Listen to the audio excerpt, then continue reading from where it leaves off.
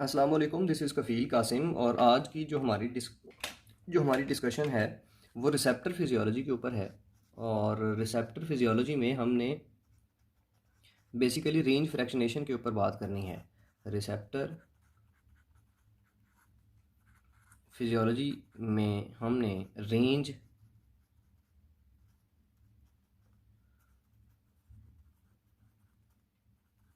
Fractionation पे बात करनी है।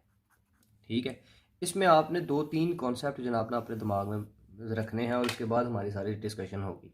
एक तो आपके पास ना होता है स्टिमुलस, ठीक है। और फिर ये जो स्टिमुलस होता है इसके अंदर डाइवर्स इंफॉर्मेशन होती है, डायनामिक या डाइवर्स इंफॉर्मेशन होती है। ठीक हो गया। लेकिन ये जो डायनामिक इंफॉर्मेशन है वो किसी एक इंडिविजुअल सेल के पास जाती है। इंडिविजुअल सेल होता है। अब इंडिविजुअल सेल किसी एक डायनामिक डाइवर्स मैनी इंफॉर्मेशन को, मैनी टाइप्स ऑफ इंफॉर्मेशन को कैसे रिसीव करे, रोला बन गया।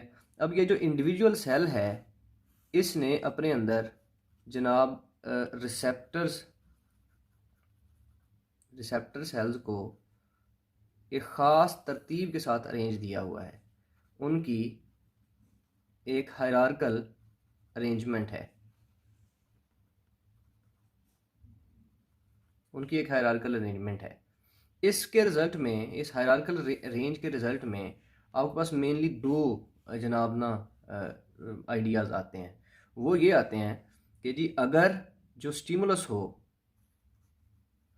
अगर तो जो स्टिमुलस है वो हाईली इंटेंसिव हो, उसकी इंटेंसिटी ज़्यादा हो,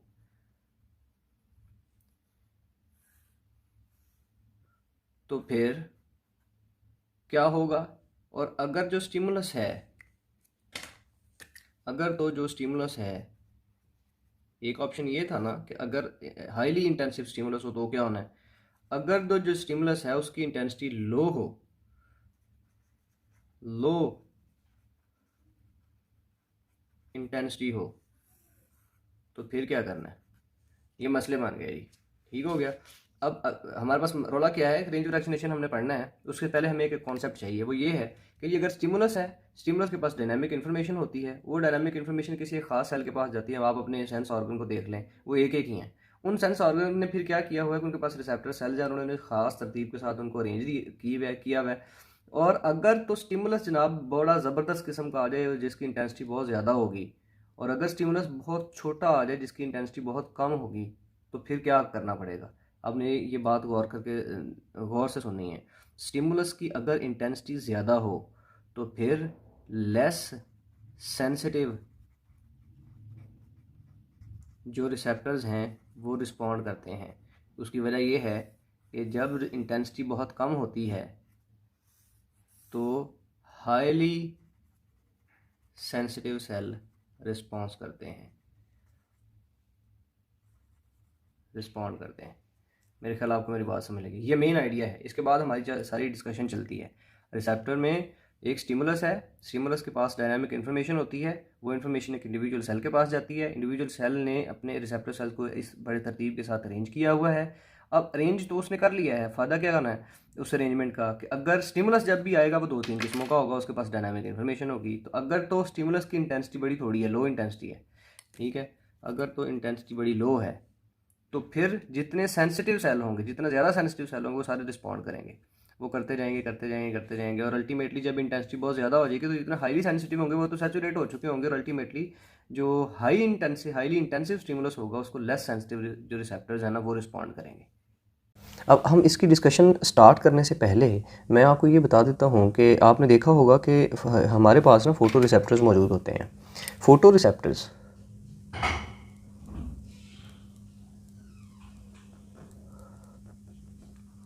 फोटो रिसेप्टर्स होते हैं, ये लाइट को रिसीव करते हैं और अल्टीमेटली जनाब ना, ये मैं आपको बता देता हूँ कि ये लाइट को रिसीव करेंगे और फिर इनके जो सेल्स होंगे वो उनका जो रेस्टिंग पोटेंशियल होगा वो एक्शन पोटेंशियल में चेंज होगा, और अल्टीमेटली वो जो चीज़ है वो ब्रेन के पास पहुंच जाएगी। और ब्रेन तक मैसेज पहुंचने के बाद फिर ब्रेन जो है ना वो मैनिपुलेट करेगा, जानेगा कि क्या करना था, क्या नहीं करना था, क्या मुझे रिस्पांस देना है, क्या मुझे रिस्पांस नहीं देना, वो ये सारी चीज़ों को देखेगा।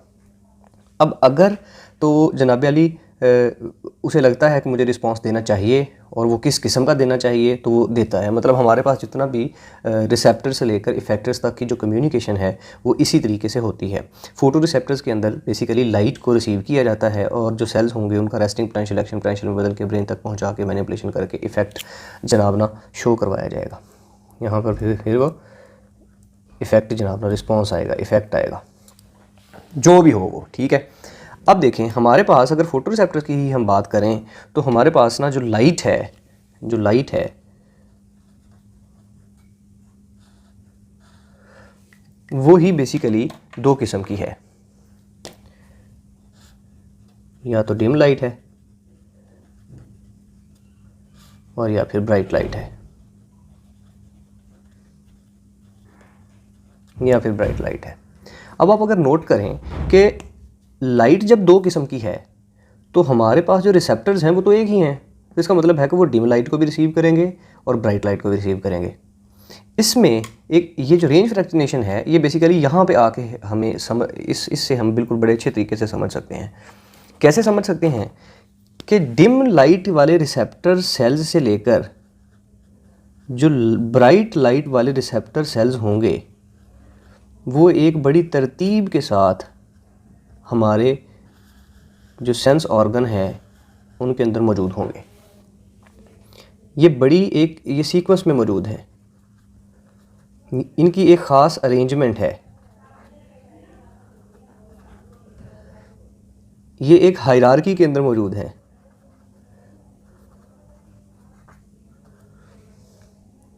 इनकी एक हायरार्किकल अरेंजमेंट है। मेरे ख्याल आपको मेरी बात समझ लगी कि जो लाइट है वो जब हमारे पास दो किस्म की है, जिसको हमारी आंखें जो हैं वो दो किस्म की लाइट को रिस्पॉन्ड करती हैं, एक डिम लाइट का, एक ब्राइट लाइट है। अगर डिम लाइट हो तो आपको पता होगा कि जब डिम लाइट होती है तो हमें जनाब ना ब्लैक और वाइट चीज़ें सिर्फ नज़र आती हैं। आप रात को मगरिब के बाद देखने की कोशिश करें तो आपको सिर्फ ना जनाब ना ब्लैक चीज़ें नज़र आएंगी, उसमें से कुछ इमेजेस बनेंगे। लेकिन अगर आप ब्राइट लाइट को देखेंगे तो आपको डिफरेंट कलर भी नज़र आते हैं, डिफरेंट कलर्स भी बड़े वाज़े तरीके से जनाब नज़र आते हैं। सो हम इस बात से एक तो ये अंदाज़ा लगा सकते हैं कि हमारे पास डिम लाइट से लेकर ब्राइट लाइट तक जितने भी रिसेप्टर्स हैं, जो भी हैं, वो जितने भी सेल्स हैं, उनकी अरेंजमेंट बड़ी तरतीब के साथ मौजूद है और वो हमारे सेंस ऑर्गन के अंदर है। ये हमारे सेंस ऑर्गन में है, हमारी आंखों में है। रेटिना के जो सेल्स हैं वहाँ पे बेसिकली ये चीज़ें मौजूद हैं, उसमें रॉड्स और कोन्स हैं, ठीक है, और वो सारी चीज़ें मौजूद। अब यहाँ पे एक और बड़ा ज़बरदस्त किस्म का एक कॉन्सेप्ट है और वो कॉन्सेप्ट ये है रिक्रूटमेंट फिनोमेना।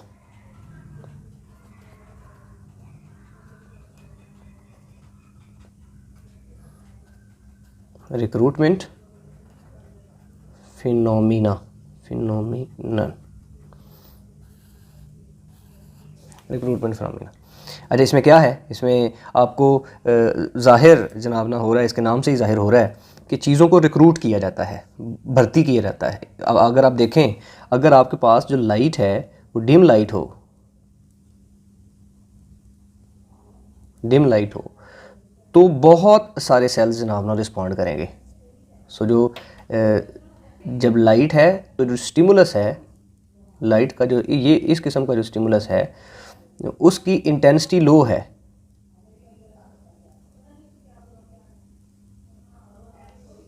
ठीक है, और जब इंटेंसिटी लो होगी तो बहुत ज़्यादा लार्ज नंबर ऑफ रॉड्स, आप इसको रिसेप्टर्स बोल लें, रिसेप्टर सेल्स बोल लें, विल बी एक्टिवेटेड, बहुत सारे, ठीक है। जब लो इंटेंसिटी होती है तो सेंसिटिविटी को बहुत ज़्यादा करना पड़ता है। आप इसकी जगह के ऊपर एक वर्ड लिख सकते हैं, हाई सेंसिटिविटी, ठीक है। लेकिन at the same time when there is bright light,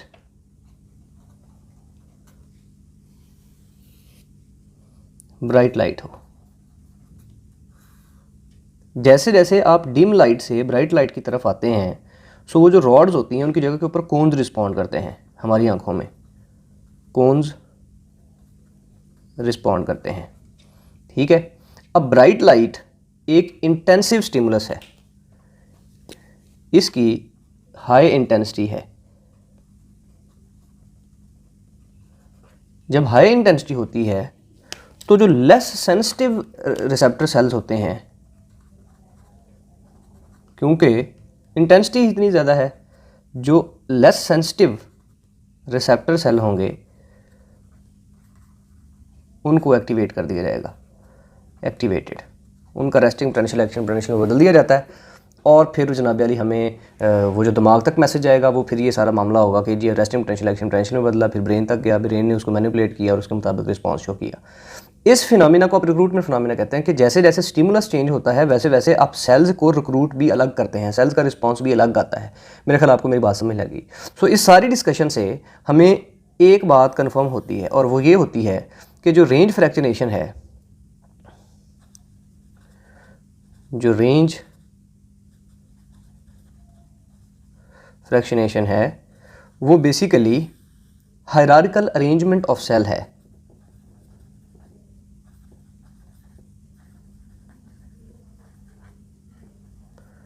arrangement of cell in the receptor organ.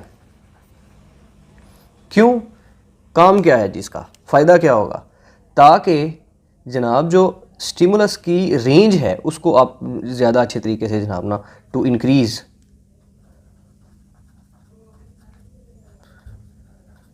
Range of the stimulus. जो भी आपके पास इंफॉर्मेशन आ रही है, आप उसकी रेंज को जब बढ़ा देंगे तो अल्टीमेटली आपके पास जो इंफॉर्मेशन होगी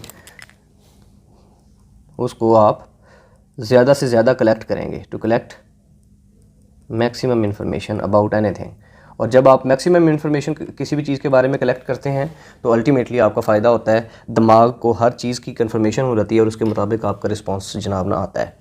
सेकंड जो इम्पोर्टेंट बात है वो ये है कि जो सेंट्रल नर्वस सिस्टम है, इस रेंज फ्रैक्शनेशन की वजह से जो सेंट्रल नर्वस सिस्टम है वो डिफरेंशिएट कर सकता है